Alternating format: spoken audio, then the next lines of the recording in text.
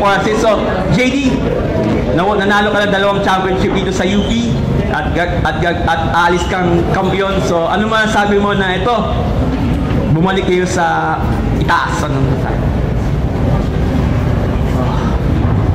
Wala akong masabi ko din, thank you. Thank you lang, sobrang happy ako na napunta ako sa programa na to.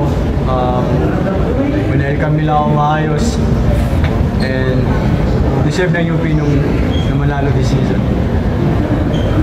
Gusto ko mag-thank you kay Coach Gold. Yung tiwala na hindi man niya ako naging player pero yung tiwala nandun. Coaching staff and of course yung mga teammates ko and yung sponsors nandun and of course yung family ko,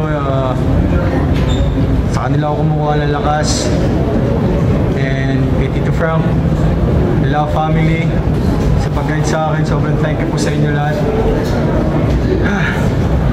I'm happy for Francis, by the way.